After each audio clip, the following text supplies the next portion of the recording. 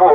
এই মিডিয়ার সামনে আমি আমার দেশবাসীর কাছে, আমার রাজ্যবাসীর কাছে আমি অনুরোধ করব, আপনারা প্রত্যেকে যে রাস্তায় নামতে না পারেন, আপনারা একটা কাজ করুন, কমসে কম প্রত্যেকের মোবাইল থেকে একটা করে জাস্টিস ফর আর্যকর লিখুন, জাস্টিস ফর আসিফা লিখুন, জাস্টিস ফর মণিপুর লিখুন।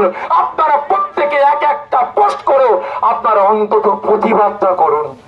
না হলে আগামী দিন আমার আপনার ঘরের মহিলাদের এরা বাঁচতে দেবে না, এরা বাঁচতে দেবে না। এরা যেমন আমার ডাক্তার বোনকে পশুর মতো খুবলে খেয়েছে, নিজেদের শখ মিটিয়েছে, নিজেদের ইচ্ছা মিটিয়েছে, এরা আগামী দিন আমার আপনার বাড়িতে গিয়ে গিয়ে ওদের খিদা মেটাবে, ওদের আর আপনার ওদের ক্ষুধা মিটিয়ে নেবে, ওদের ইচ্ছা মিটিয়ে নেবে। আমরা বাপ হয়ে, আমরা মা হয়ে, আমরা ভাই হয়ে আমরা ফেল ফেল করে তাকিয়ে থাকবো, আমাদের বলার মতো কোনো ক্ষমতা থাকবে না। কারণ ওদের পিছনে একটা পাওয়ার কাজ করছে, দর্শকদের পিছনে একটা ক্ষমতা কাজ করছে।